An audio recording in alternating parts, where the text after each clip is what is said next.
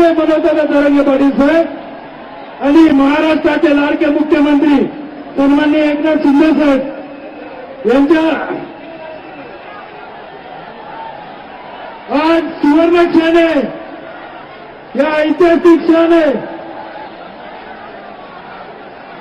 मी या ठिकाणी हा खरा ऐतिहासिक क्षण आहे आणि ज्यांनी शपथ घेतली होती की मराठ्यांचा आरक्षण दिल्याशिवाय शांत बसणार नाहीये, असे महाराष्ट्राचे लाडके मुख्यमंत्री आणि मराठ्यांचे संघर्ष नेते सन्माननीय मनोजदादा पाटील हा ऐतिहासिक क्षणाचे खरे साक्षीदार आहोत। या ठिकाणी मनोजदादा यांचं कालच्यापासून उपोषण चालू आहे आणि आज हा सुवर्ण क्षण आहे।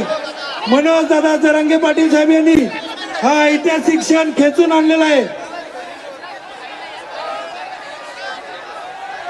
आणि आपण ज्या आपल्या मागण्या होत्या त्यांचं मागणी पत्र हे या ठिकाणी सन्माननीय मुख्यमंत्री एकनाथ शिंदे साहेब मनोजदादा जरांगे पाटील साहेब यांना देत आहेत। हा खरा सुवर्ण क्षण आहे। खऱ्या अर्थाने या दोन्ही मराठ्यांच्या नेत्यांनी शपथ घेतली होती मराठ्यांना न्याय मिळवून देणारच आणि आज तो शपथ पूर्ण झालेले सर्वांनी जोरदार टाळ्यांनी या मराठ्यांच्या क्रांतिकारक दोन नेत्यांचं या ठिकाणी मी सन्माननीय मुख्यमंत्री महोदयांना विनंती करतो, आपण मनोजदादा यांचं उपोषण सोडायचंय। महाराष्ट्राचे लाडके मुख्यमंत्री एकनाथ शिंदे साहेब आणि मनोजदादा जरांगे पाटील साहेब पेढे भरवत आहेत। आपण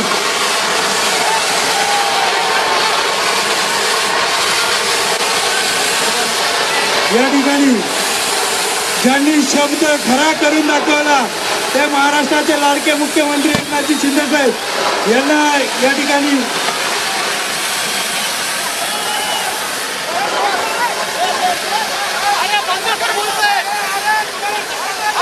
मी मनोजदादांना विनंती करतो,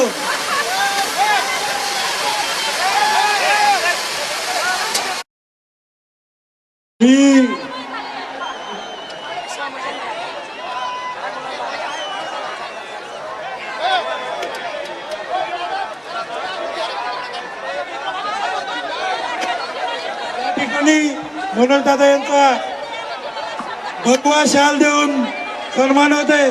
मी मनोजदादांना विनंती करतो, या ठिकाणी छत्रपतींची ज्यांनी शपथ सार्थ केली यांनी या ठिकाणी मनोजदादांना मी विनंती करतो, आपण मुख्यमंत्र्यांचं शाल द्या। शाल कुठे? खतगावकर साहेब शाल द्या। खतगावकर साहेब शाल।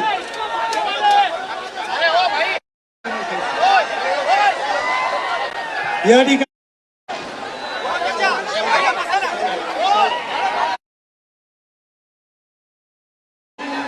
ज्यांनी हा शब्द पूर्ण करून दाखवला ते महाराष्ट्राचे लाडके मुख्यमंत्री सन्माननीय एकनाथ शिंदे साहेब यांना मनोजदादा यांच्या माध्यमातून भगवी शाल देऊन त्या ठिकाणी सन्मान करण्यात येत आहे। मनोजदादा आपण मुख्यमंत्री महोदयांचा या ठिकाणी सन्मान करायचा आहे। हा दोघांनी मुख्यमंत्री महोदयांच्या हातात एक तलवार द्या।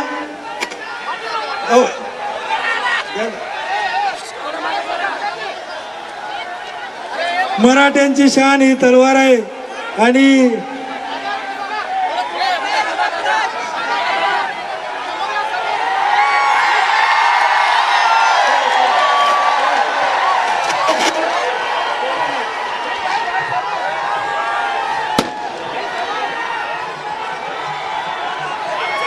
ज्या दोन्ही क्रांतिकारक नेत्यांनी मराठा समाजाला दिलेला शब्द पाळला अशा दोन्ही क्रांतिकारक नेत्यांनी हो